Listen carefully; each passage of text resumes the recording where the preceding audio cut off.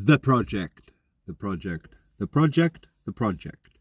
Even the word project is a bit silly.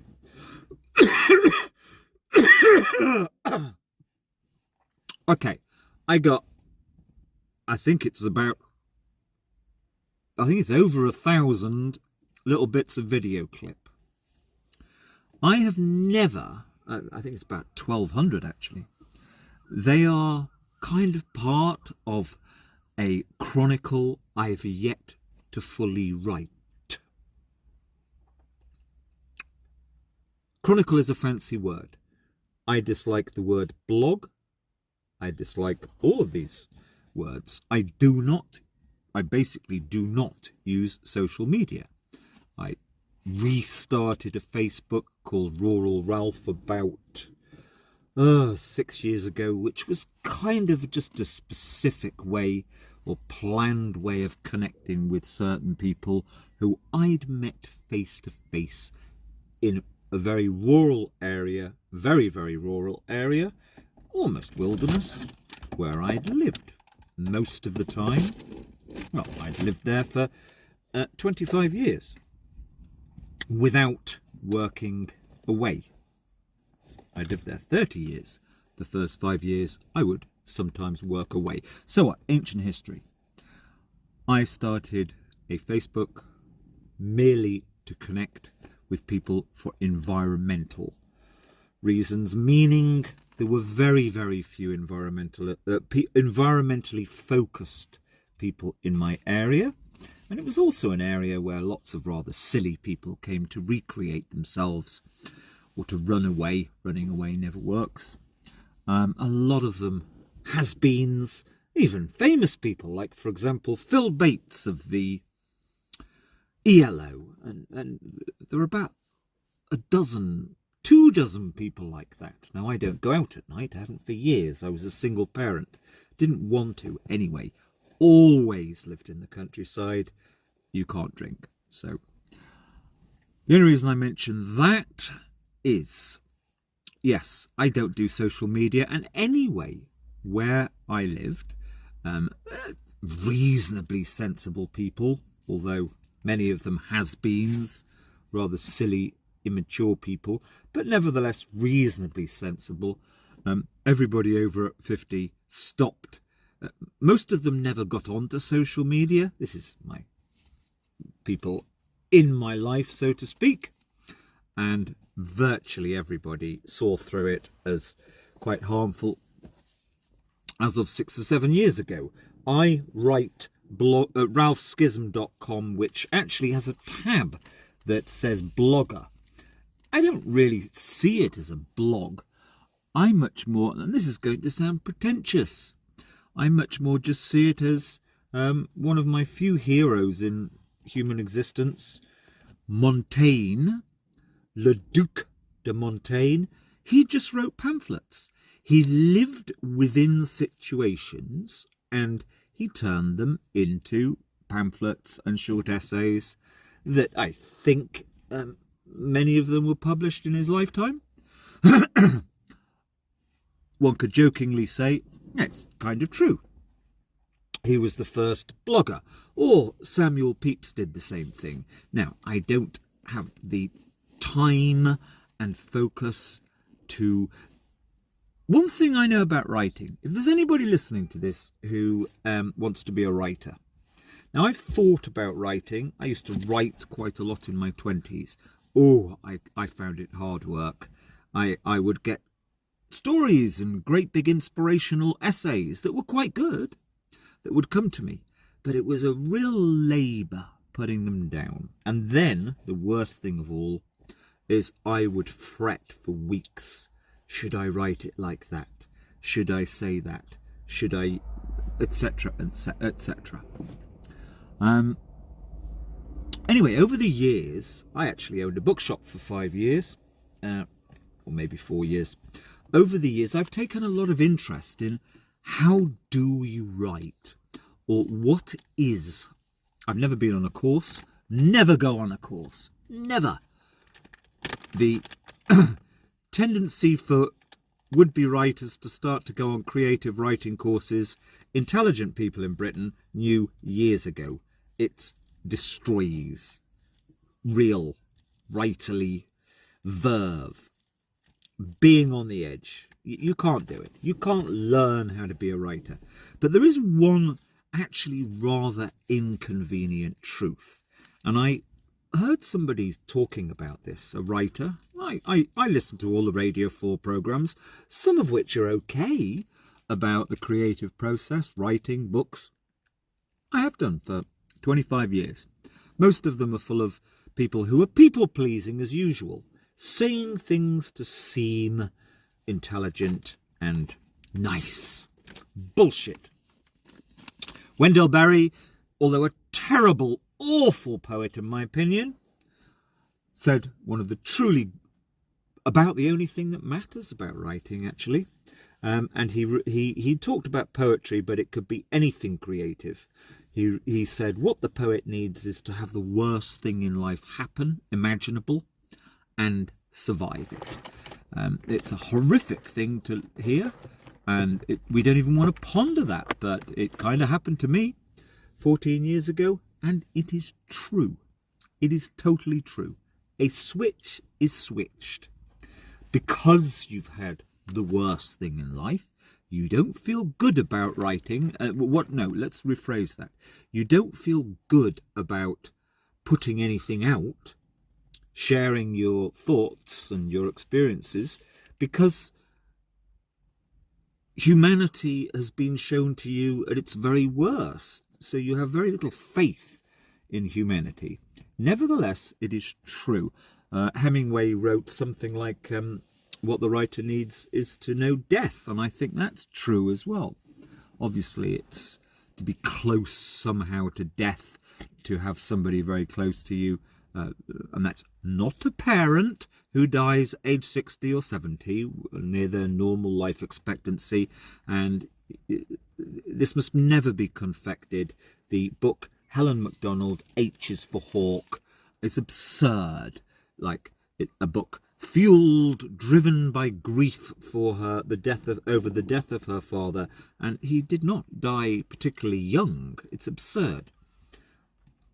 Grief is for somebody, is not for your parents who've died at a reasonably natural period. Anyway, that's not what I was going to say. What I'm going to say is this. The problem with bloody writing. So I heard somebody, I've only ever heard three correct things about writing. First of all, what good writers do is sit down and dole out 1,000 lines. If you're lucky, 3 of them are any good. Yeah, it's totally true.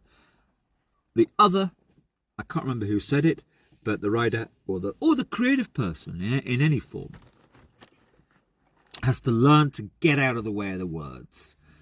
Get out of the way of the words. Now, if you were believed in the fairies and all of this, which I believe there's something, basically you could say that there is something sometimes. If you get into the zone, which is not a technical thing, it's letting go. You let go, and it's like something's helping you. This has happened to me many times. Not really writing in the last year, but prior to that, I did a lot of the last year writing ralphschism.com. I did a lot of writing in various different ways, and I would discover this to be true. I've just invented a metaphor that is beyond me to think like that, but here it is. It's come through my fingers onto the keyboard. It's great. It's alive. Anyway, those are the good things I've heard, but the best, the really important, well, no, they're important, those 3 things, but I think there's kind of almost a slightly more important thing, which is this.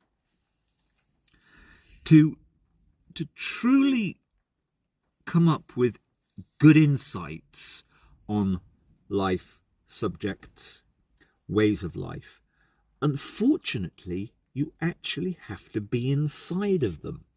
Now, although I have only dipped in, Orwell did this to some extent.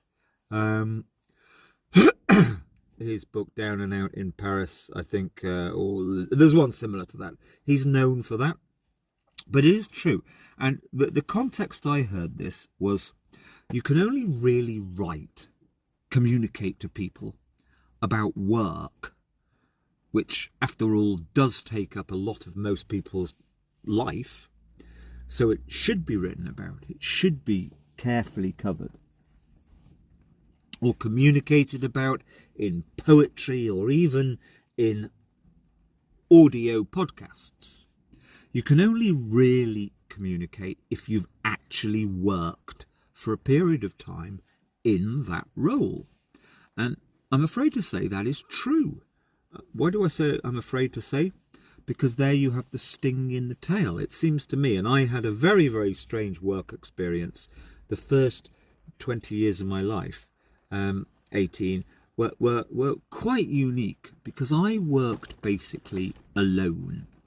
I flew small charter aircraft. You can look up Britain, Norman Islander, King Air 200, those kinds of things.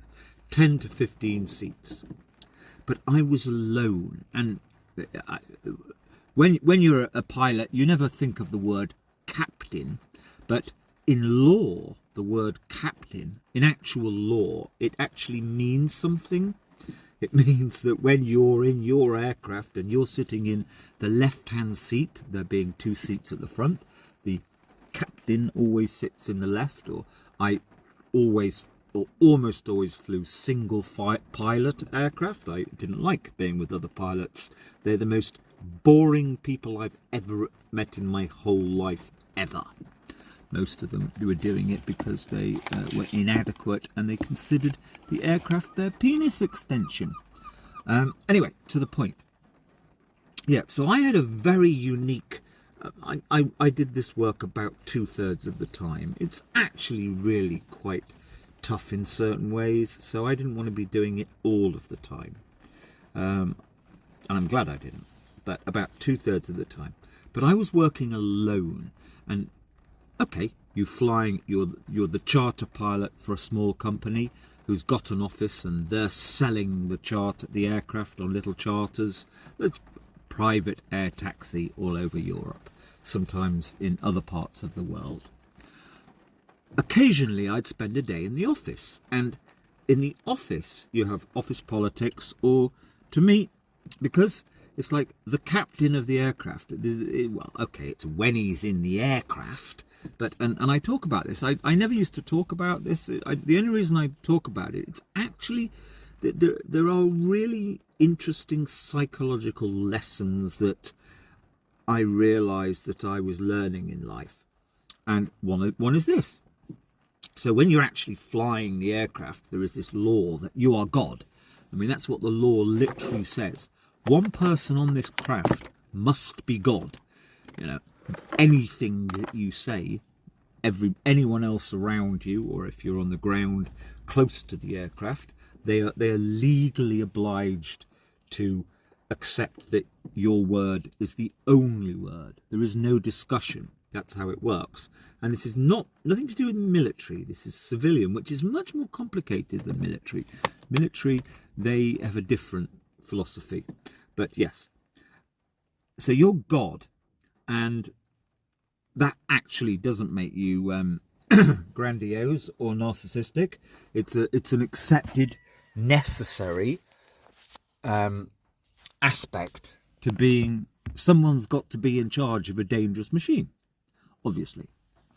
Anyway, that's not the point about that. The point is, occasionally going into the office, I would realise that, Jesus Christ, it's office politics,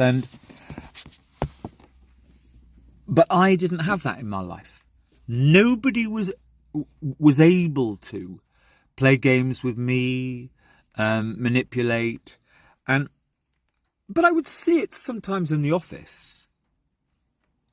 I should imagine on average I spent 1 day a week in the office, and even then I'd go in for 4 or 5 hours because it would be a bit too much for me.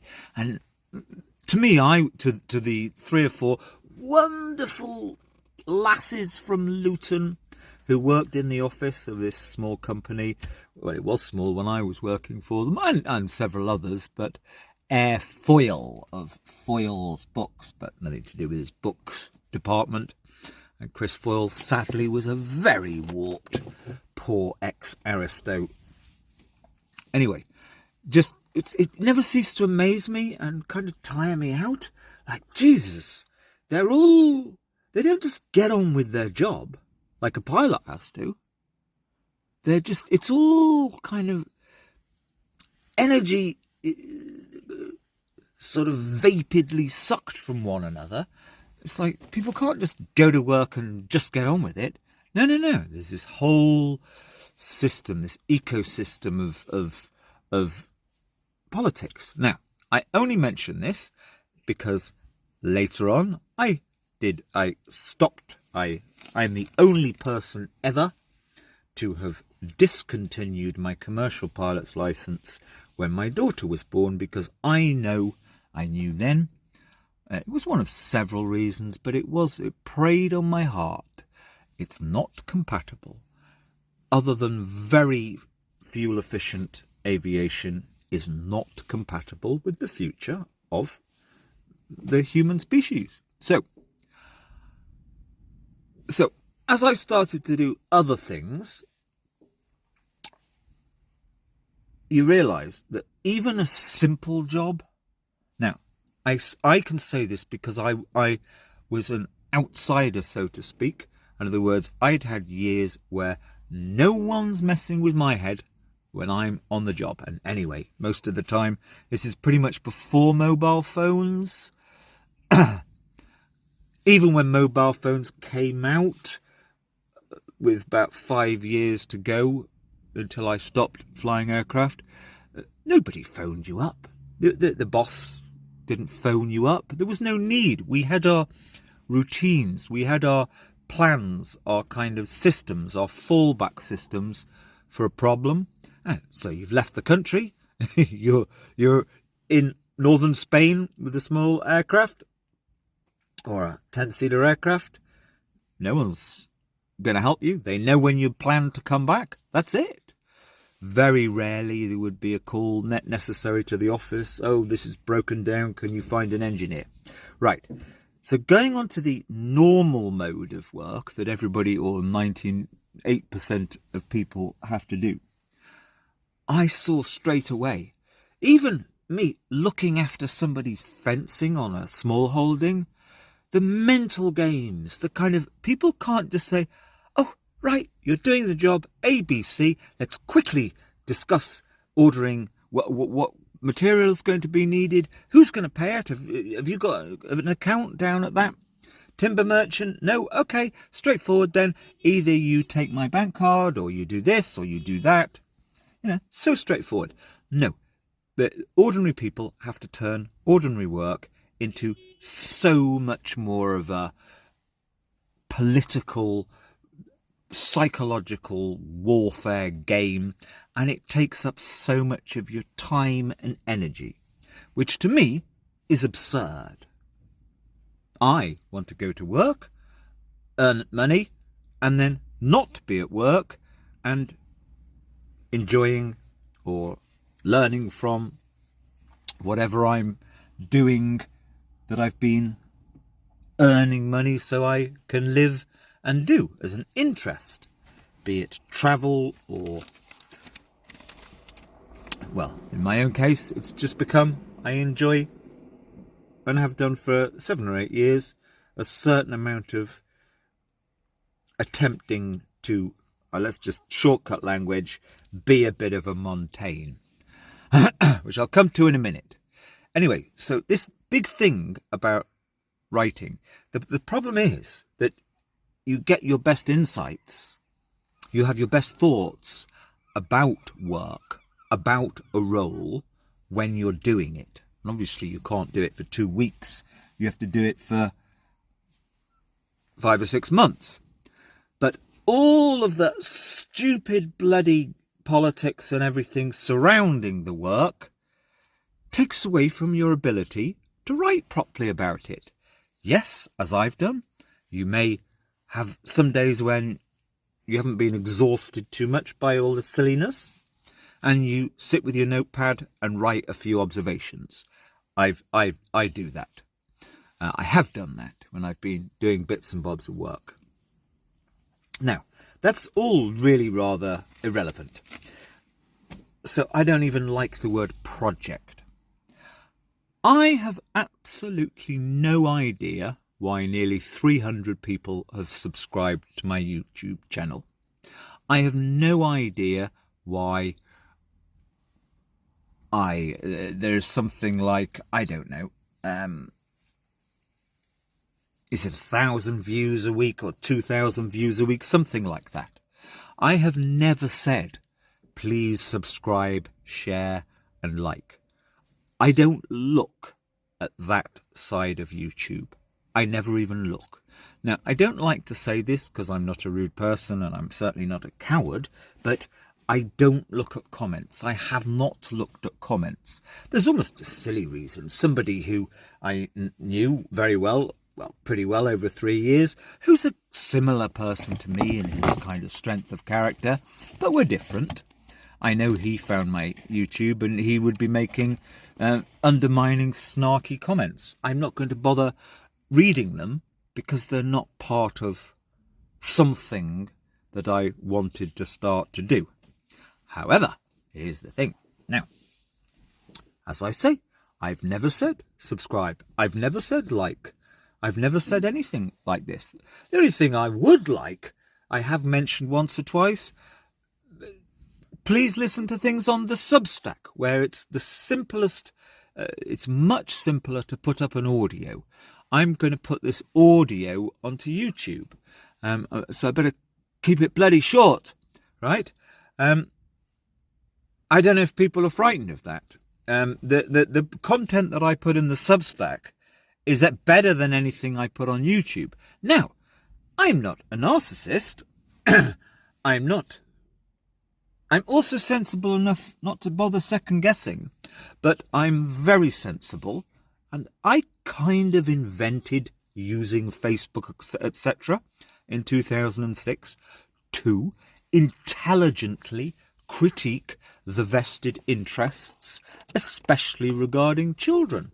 In fact, if you listen to Radio 4 a couple of days ago, there was an afternoon play about a court case having a child having the life support turned off. It was actually quite a good play.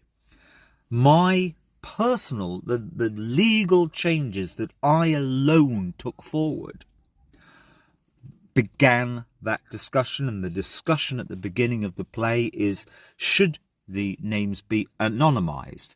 Now, I've no idea who's subscribed to my YouTube channel or listens to anything, but if they're my age group, the name Charlie Gard will mean something to you, who was a boy.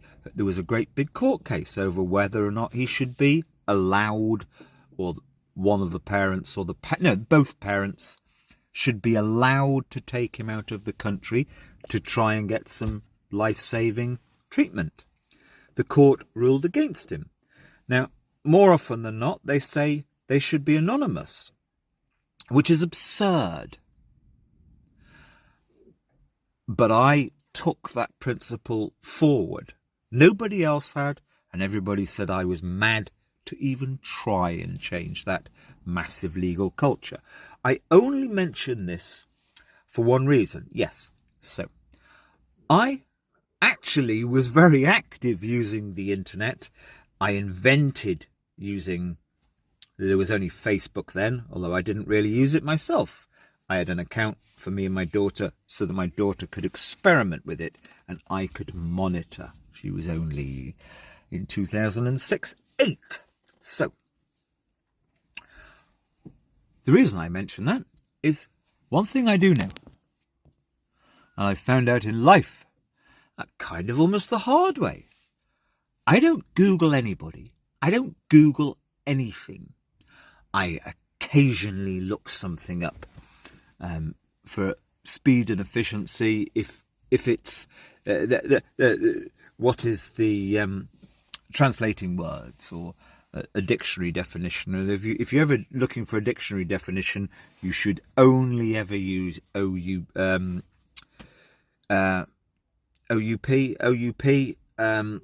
Oxford Dictionary, oed.com, and you can get free accounts through your local library.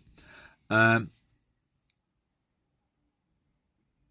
I don't believe Googling any individual. I've known quite well-known individuals. I have a family member who is best friends with one of the...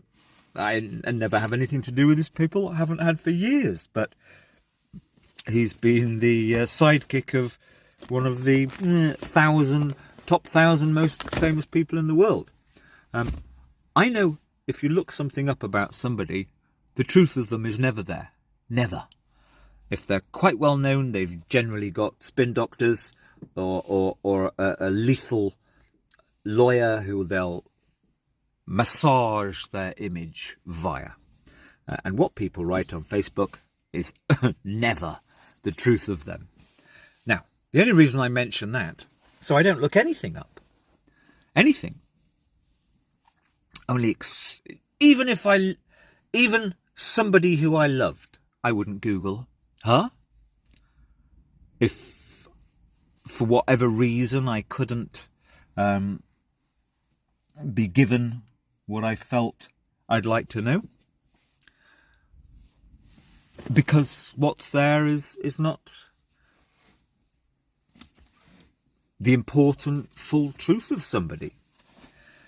The only reason I mention that is because I wouldn't care if there are websites that say, oh, look at this chap's YouTube, the silliest YouTube ever, the silliest blog ever. It wouldn't bother me. But I wouldn't Google in the first place. The only reason I'm mentioning this, I have no idea who 300 people nearly are, or where this has come from, or whatever. All I know is in real life, I have sane, intelligent, ongoing, montaigne conversations with people, and have been doing for years. In 2016, I started to roam, and as I was roaming, speaking with people about Brexit, I would keep a chronicle, because we were going through a truly revolutionary time in Britain. I would keep a chronicle, I would record everything, because it was such an intense period. And I know, as somebody who I care about the written word and good journalistic inquiry as to the human condition, I knew there were really important times ongoing. Now, I have probably 1,000 hours, if not more, that a pattern did start to develop, which was interesting, and I'm going to one day sit and write that down. Now, project.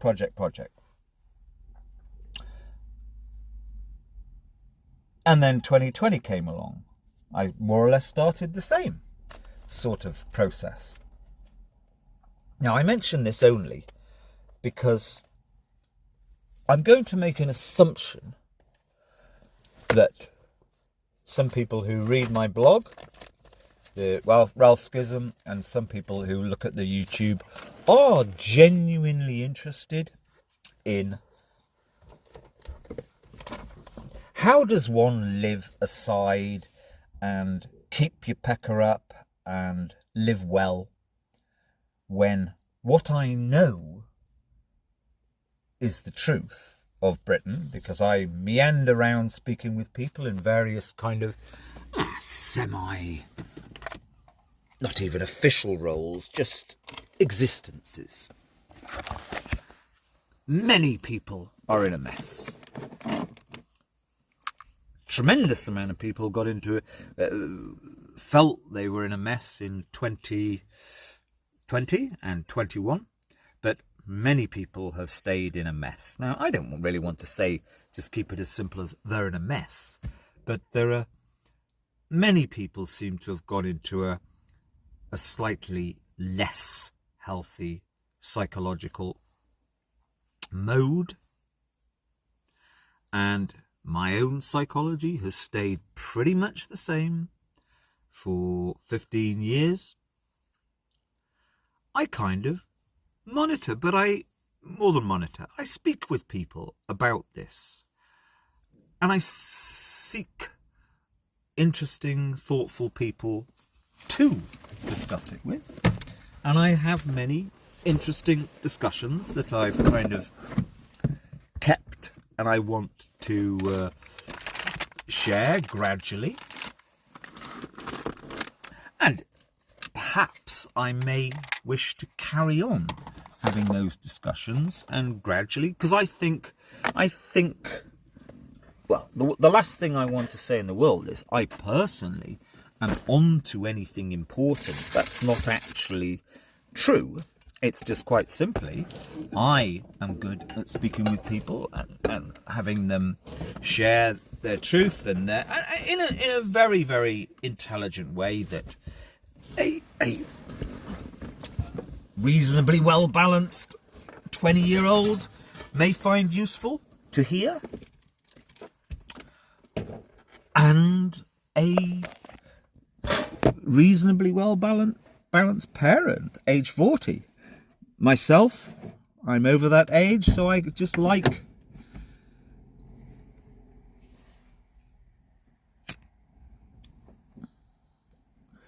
to know deeper truths, not for any particular reason, merely so I have something sane to say to somebody like my daughter.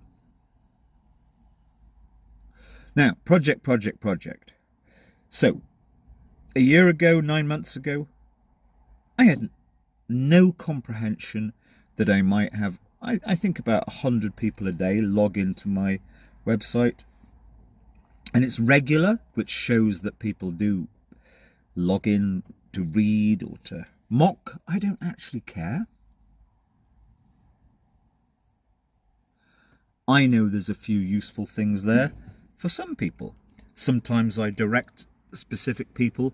I've only ever told about 15 people now over a year who I've met.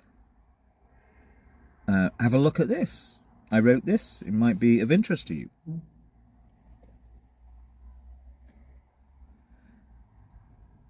So, 9 months ago, I would have no conceivable idea of there being 300 people subscribed and fairly regular people watching or listening to videos, audios.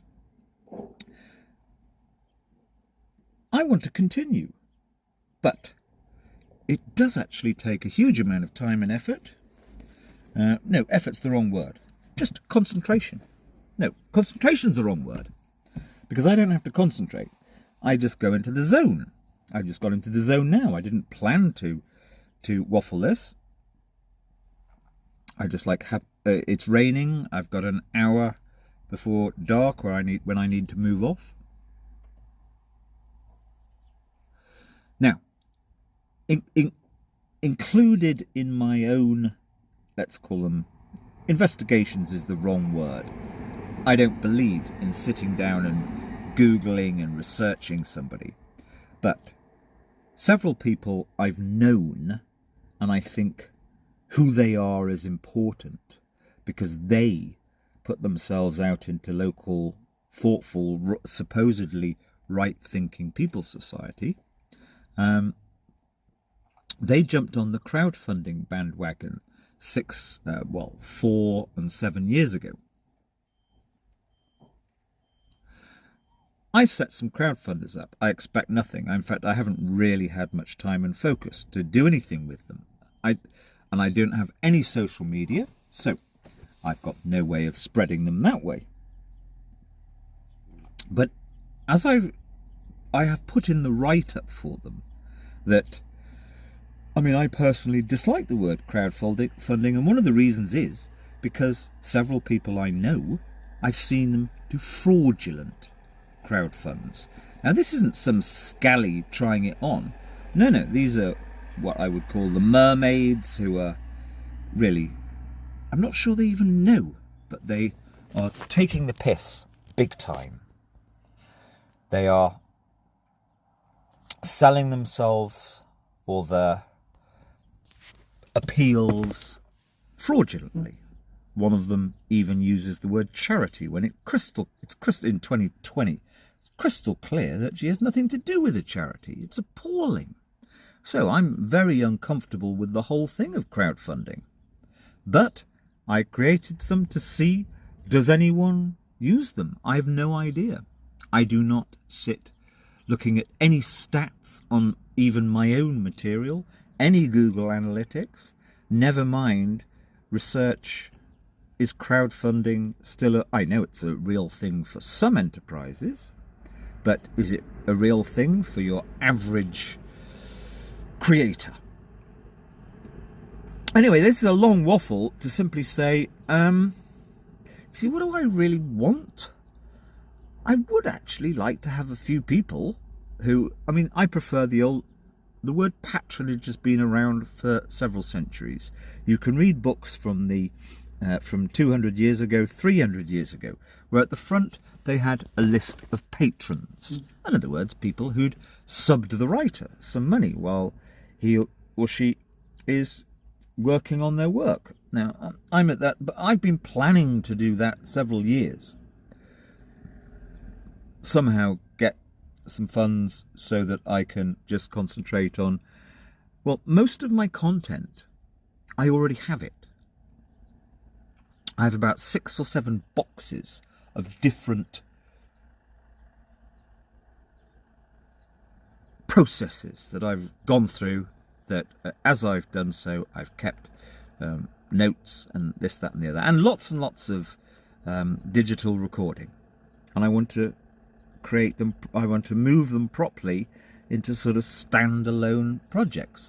Now, one of them, to me, it's the most boring, but I really, really need to do it. And I've told a few people that I'm going to start doing it, but I need funding for that.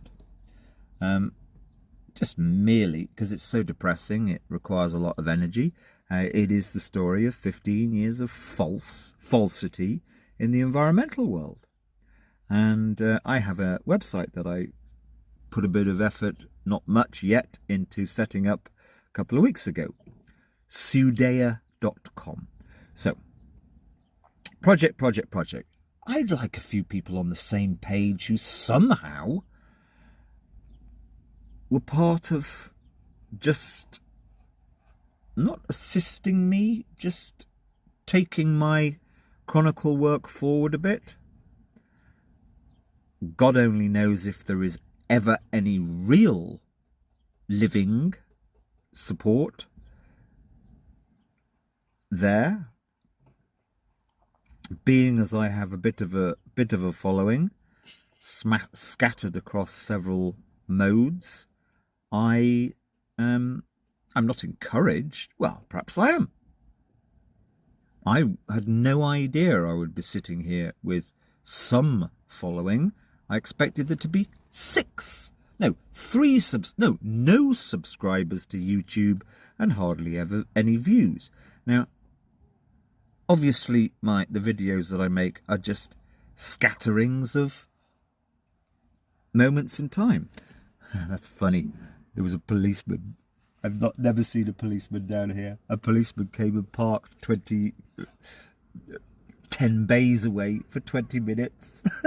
And I haven't actually looked yet, but I think my MOT's just run out. And I'm in a car park. Anyway, he's gone now, so I can relax.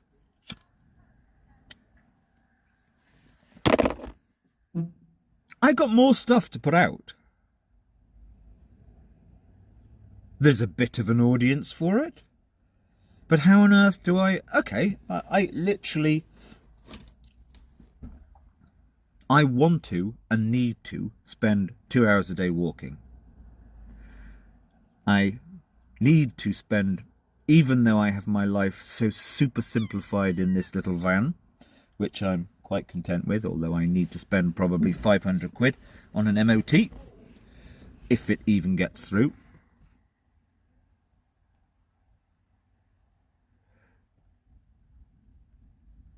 doing a bit of creating, charging my machinery up, and just doing the first stage of presenting it with a few notes and whatever, that's 3 or 4 hours a day.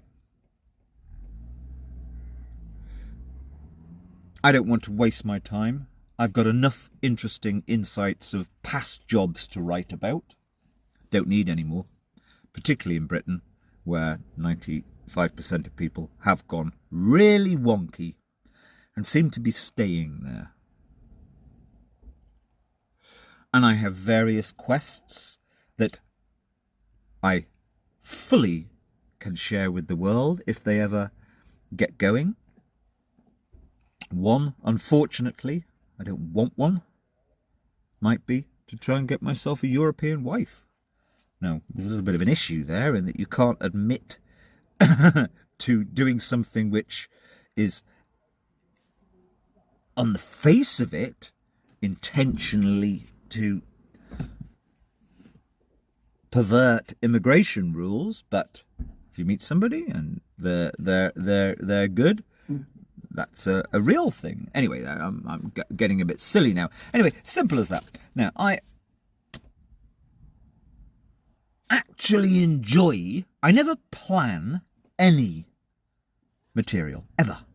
In fact, I often say, no, it's such a pain in, well, it's a minor pain in the arse to create anything, so just don't bother anymore.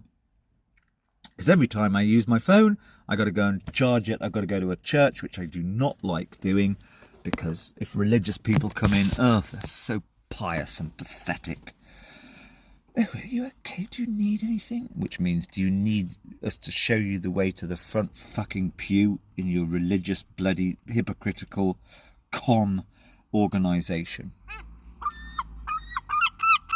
They steal my thoughts. My thoughts are great. I have most days I'm full of the new thought which I enjoy. I don't want to be disturbed. I've done my time with the religious people. I don't want to be disturbed by... I have enough in my boxes which are figurative or piles of notes and hundreds of hours. Some are very interesting audio.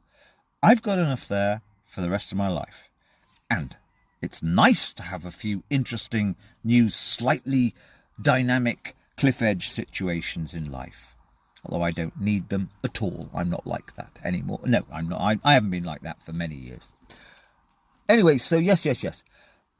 If anybody's even stuck 42 minutes into this, Sudea.com. I'll put the links here. Could be interesting. And then I have a kind of parallel funding page, ralphwalkson.blogspot.com. I've no idea if anybody has any kind of genuine appreciation of one word I've written, or have I got every bloody ex-soldier from my ex-region looking for me because I've written things about certain people who I have video of and an audio recording of a confession of somebody doing terrible wildlife crime, and that person was connected with the army for many years. I've no idea.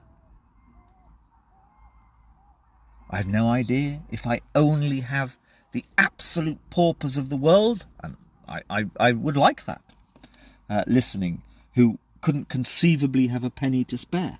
No idea. Anyway, so there we go. I have nothing else in life I wish to do. I believe there is one thing in life more important than anything, although I've dedicated my own life, or rather 15 years of my last 30 years have been entirely focused specifically on parenting young children. That is the greatest thing there is in life. In a way, it's perhaps even slightly more important that one man and one woman support each other and augment each other and when I'm with a woman, I enjoy fixing the stuff that is needed for us to tick over in life. But there we go. Apart from that, which isn't going to happen, I have nothing else I wish to do. The only thing I wish to do, in fact, one of the things I wish to do is, people will have to just take this on face value, I have this magnificent, true, real, happening, clearly not staged, 10 years of the most wonderful record of, and like one, for example, is 50 hours of myself with a man who's quite a well-known environmentalist, but he's a terribly troubled man and lonely and sad, and he's highly intelligent. He went to Cambridge. Now, those are kind of a record of something really important that happened in British society. I told him that I'm going to record everything that happened between us, and we would even have rows, and clearly there's like tensions that are there over different approaches. I, of course, say my approach was completely right, but no, I wasn't a horrible domineering guy, because even though this guy he's very small and in theory demure, his parents were even Quakers. Actually, anyone who gets to know him finds out quickly. He's a brutal control freak, very sad man. But he was, when I met him about 10 years ago, straight away I said to somebody I was with, this man is by far, he's the only person speaking and doing things on the environment for 50 miles who I trust. Straight away. In fact, before I even met him, I met him because he had something on free cycle, some breeze blocks. And free cycle is a kind of a relaxed, very human thing. He even sent me an email telling me literally to the inch exactly where I have to park, facing exactly like you've got to be facing 10 degrees that way. This is for me to have driven down to pick up these breeze blocks from his house. And I knew before I even met him, I'm really not going to like you at all. You're absurdly prescriptive and inhuman. And that is true.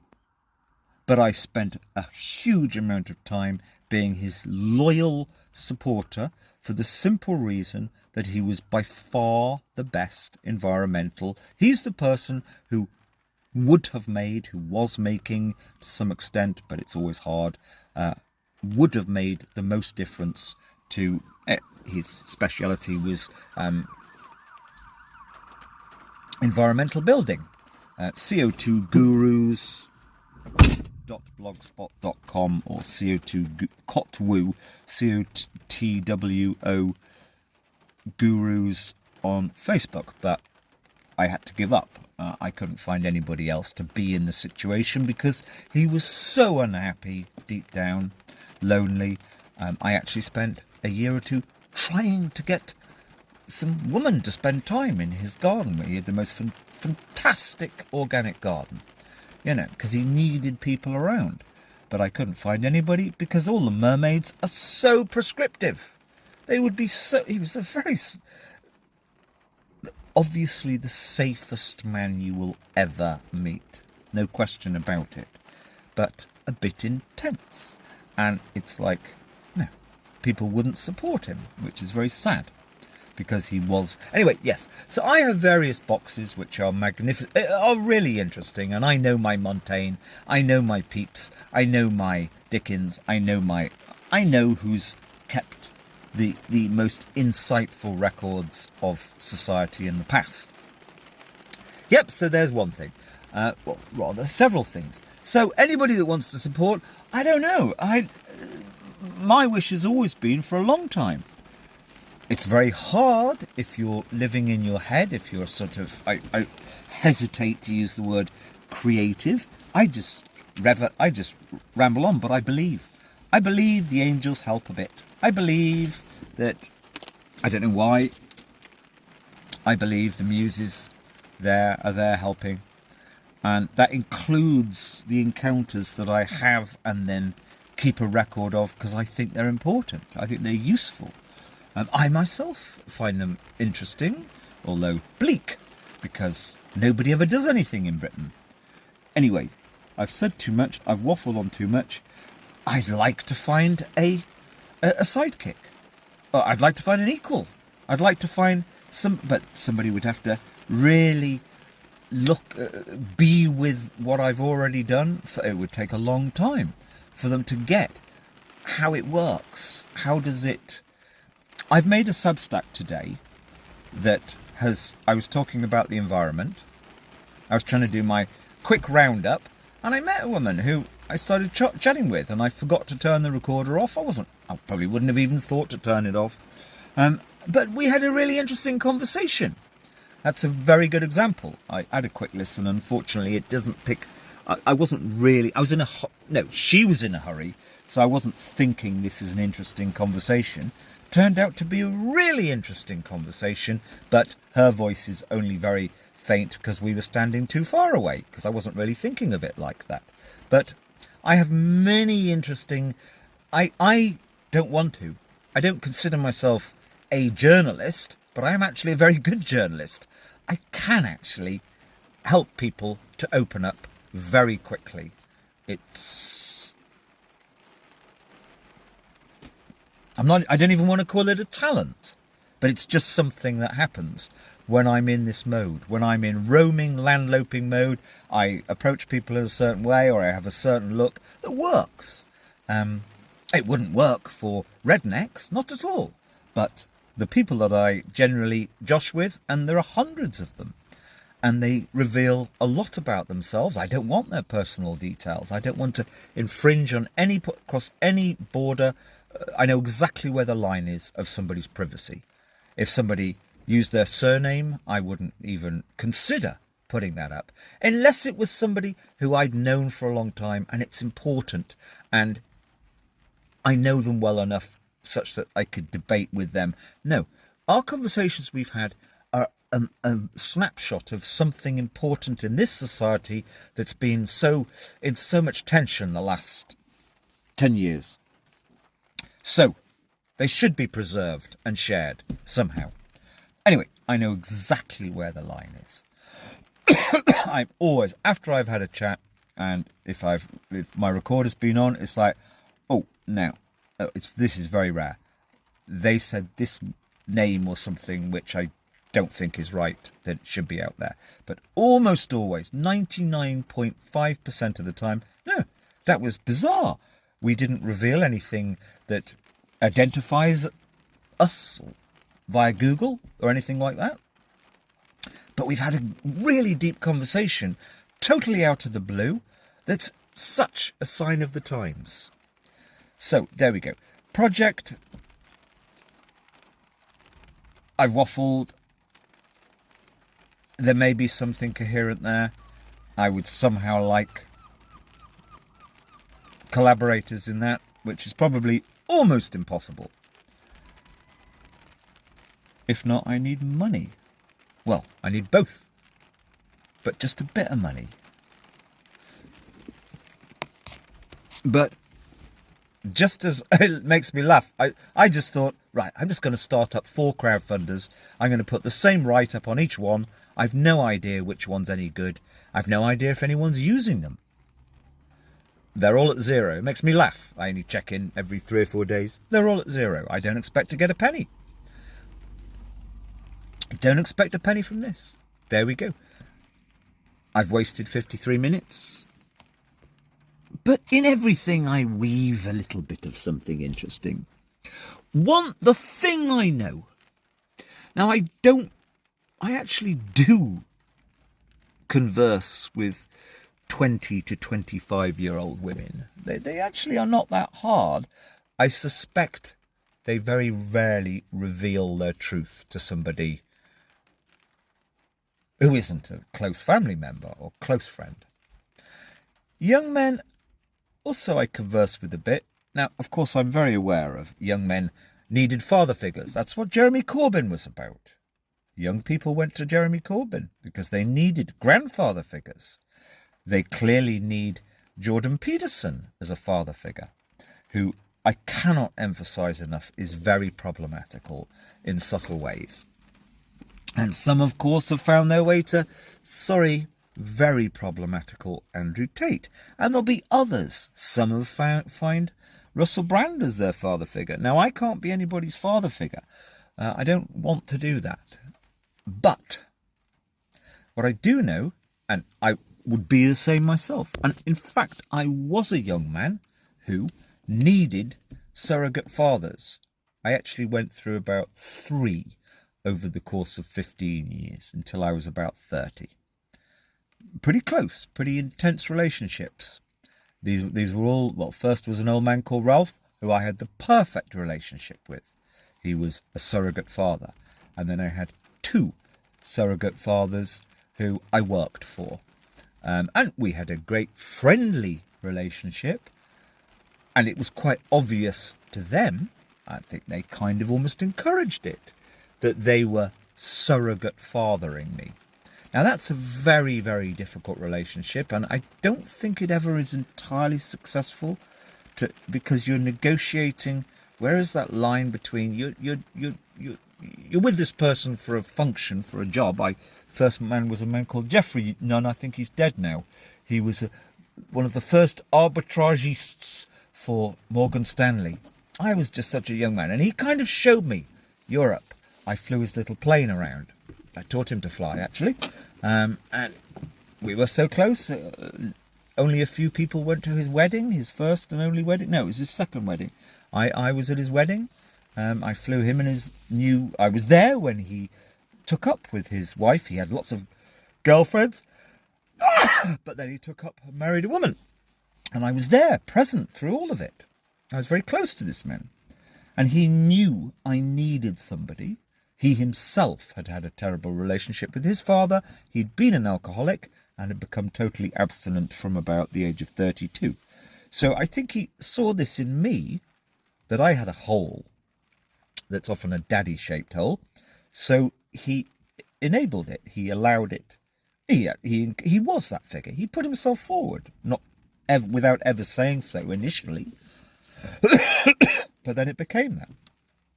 Anyway, the only reason I mention that, it's well known that there are many young men who need older men to, I don't want to say look up to it, because it's never as simple as that, just as influences, who are generally reasonable influences. Maybe young men have found me. It seems I look occasionally at the YouTube names. It only actually says occasionally someone's subscribed on YouTube when it's many. In other words, none of the technology works properly. And there seem to be some young men. If young men want to, they can study everything about me they want. I know young men who know I'm a good fatherly person and never joke around. In other words, it's serious, passing on what I've found in life to a younger man. There you go. I've no idea. So if you want to support a project which I haven't even named properly, which is just me gradually carrying on at this level for years, I've given you some telephone numbers. ralphwalkson.blogspot.com, sudea.com. Over and out.